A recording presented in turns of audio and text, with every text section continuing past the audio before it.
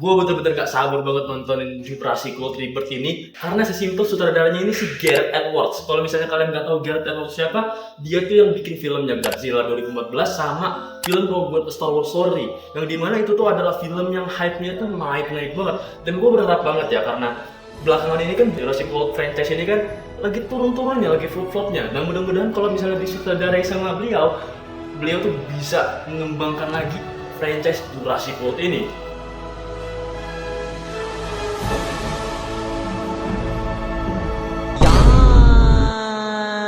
Oke kawan, ya gua baru aja selesai nonton Jurassic World Rebirth tadi malam, dan satu kalimat yang keluar setelah gua nonton itu adalah kecewa berat.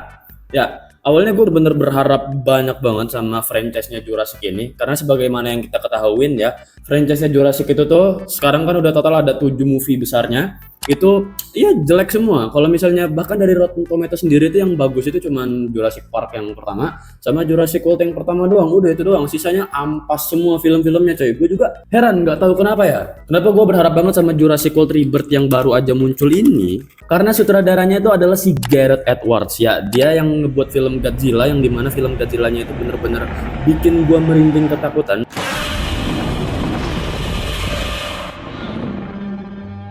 Sama film Rogue One: A Star Wars Story, yang dimana setelah kita tahu ya, Star Wars setelah diambil sama Disney itu filmnya jelek semua kita bisa bilang. Nah, Rogue One: A Star Wars Story itu adalah film yang sebenarnya juga bisa dibilang film stand-alone movie. Jadi kalau lo emang penasaran banget sama Star Wars, bisa mungkin nonton film Rogue One: A Star Wars Story secara satu aja, gak usah nonton Star Wars yang lain. Ya karena emang sebagus itu gue akuin Rogue One: A Star Wars Story. Dan di sisi lain gue juga sebenarnya bener-bener sangat suka sama dunia perdinosaurusan. Gue dari kecil ya, bahkan cita-cita gue dulu pas kecil itu menjadi Dr. Robotnik. Dr. Robotnik kita Dr. Robotik lah maksudnya, Dr. Robot, yang dimana gue tuh pengen banget menganalisa apakah para dinosaurus ini beneran ada ataupun enggak, karena saking cintanya gue dengan dinosaurus. Dan ini cuma salah satu buku yang gue punya doang tentang dinosaurus ini.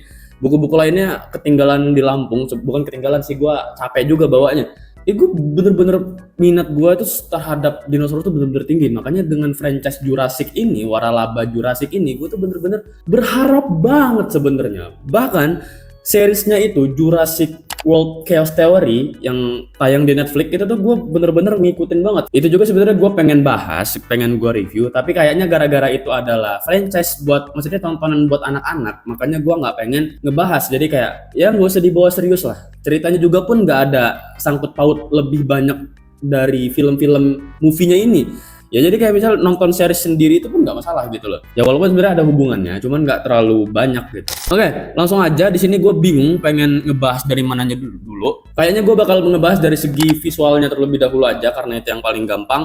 Langsung aja gue bilang visualnya sampah mampus, jelek banget, dan gue nggak bisa berkata-kata lagi. Gue nggak tahu kenapa film Hollywood visualnya bisa sejelek ini, bos. Lu nonton ini di layar lebar, ngelihat visualnya itu kelihatan banget CGI-nya coy, kelihatan banget.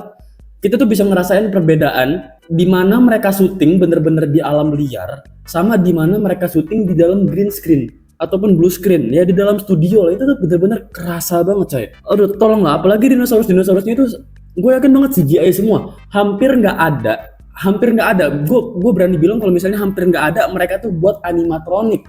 Kalau misalnya kita lihat ya di Jurassic Park yang pertama itu kan T-Rex-nya itu kan kelihatan kayak nyata banget karena itu adalah buatan animatronik. Jadi kayak mereka tuh ngebuat bonekanya dulu, boneka T-Rex-nya dulu baru diperagain. Nah, kalau ini gua rasa ya syutingnya itu tuh bener-bener cuman ngandelin kayak bayangan mereka aja. Jadi kayak para aktornya itu disuruh acting, coba kamu acting seakan-akan di depan kamu ada dinosaurus. Seperti itu, sehingga actingnya itu nggak kerasa nyata. Ya ntar untuk masalah acting ini gue bakal bahas di bagian plotnya. Sekarang gue pengen fokus dulu ke bagian visualnya. Intinya tuh hampir nggak ada animatronik dalam film ini, sehingga gue ngerasa setelah nonton film Jurassic World Rebirth ini, kayaknya Jurassic World Dominion itu tuh masih bagus banget ketimbang Jurassic World Rebirth ini dari segi visual. Karena yang pas di bagian mereka diserang sama Giganotosaurus itu tuh bener-bener pakai animatronik asli, dan gue kerasa banget kalau misalnya itu tuh kayak mereka tuh berhadapan asli dengan dinosaurus gitu loh, kayak seakan-akan dinosaurus tuh ada di depan mata.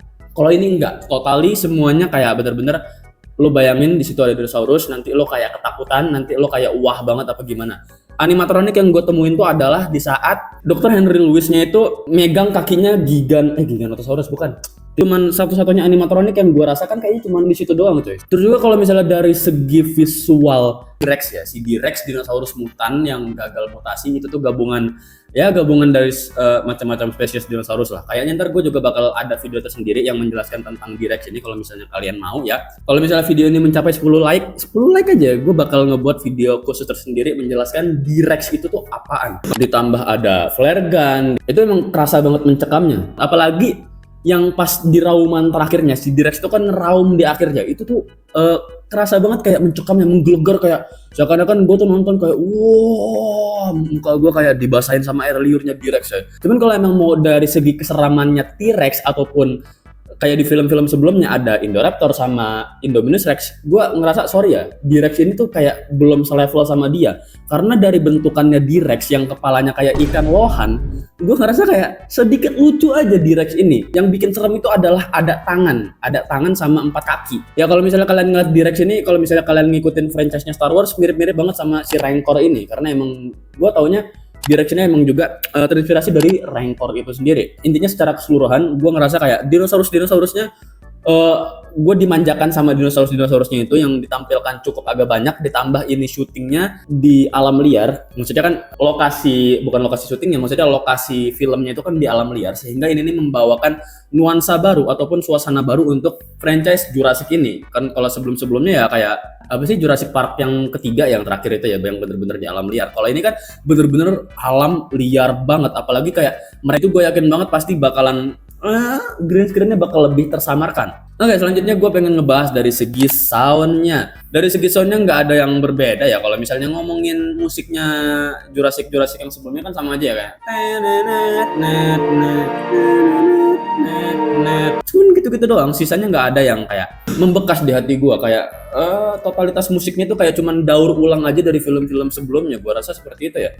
Terus kalau untuk dari suara-suara dinosaurusnya, sound-soundannya dinosaurusnya itu, ya yang gue patut apresiasi itu. Oke, selanjutnya terakhir adalah dari bagian plotnya. Dari bagian plotnya ini bener-bener fresh banget karena beda-beda banget dari film-film Jurassic sebelumnya yang tentang ancaman-ancaman dinosaurus. Ini juga kan lanjutan dari Jurassic World sebelumnya ya. Film ini kan bercerita beberapa tahun setelah kejadian Jurassic World Dominion kemarin, yang dimana mereka ini kan pengen nyari obat, terus ya harus ngambil DNA dari 3 dinosaurus yang paling besar. Nah itu, dari situ aja gue ngerasa kayak udah seru banget nih. Ini film tentang petualangan. Tapi eksekusinya dari segi pacingnya itu bener-bener lambat banget. Dimana gue ngelihatnya itu ngantuk banget coy. Syukur-syukur gue gak ketiduran ya selama nonton bioskop ini ya. Gue ngerasanya nonton ini tuh kayak mirip banget sama film Godzilla King of the Monster coy. Pacingnya tuh lambat gila coy. Terus ditambah acting para pemainnya, sorry banget Scarlett Johansson, dimana itu sebenarnya salah satu waifu gue juga Scarlett itu. Actingnya kecuali kalau misalnya dia acting yang bagian actionnya, ya itu kan emang udah hakikatnya Scarlett Johansson gak sih? Kalau misalnya dia tuh acting action bakal bagus ya. Dia sendiri kan sebelumnya kan track recordnya ya di Marvel dia sebagai Black Widow. Gua ngeliat di sini juga dia ngerasa kayak ngeliat Black Widow pindah ke Jurassic World gitu loh. Dulu ada Peter Quill di Jurassic World, sekarang ada si Black Widow di Jurassic World gitu.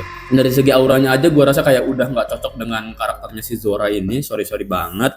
Kalau untuk acting yang lain-lainnya ya itu yang seperti gue bilang di awal video tadi, kayak lu bayangin ya, nanti di sini ada dinosaurus, lu teriak aja. Ya sayang banget. Padahal di sini tuh ada Mahershala Ali yang dimana dia itu kalau nggak salah aktor pemenang Oscar, tapi saudaranya salah penulisnya atau salah produsernya yang ngebuat film Jurassic World Rebirth ini tuh menjadi seperti ini. Kayaknya gue yakin banget deh ini tuh bukan salah si sutradaranya, ini tuh kemungkinan salah penulisnya ataupun salah si produsernya. Produsernya mungkin pengen kayak kita buat franchise Jurassic ini kita harus udah punya template-nya dulu, sehingga kalau misalnya mau buat film Jurassic ke depannya template-nya ini harus dipakai, kita nggak boleh jauh-jauh dari template ini. Penulisnya pun sama sepertinya, sehingga sutradaranya ini nggak bisa menyampaikan visi misi sepenuhnya untuk film Jurassic World Rebirth ini, yang sehingga gue setelah menonton tuh rasanya kayak kecewa banget asli.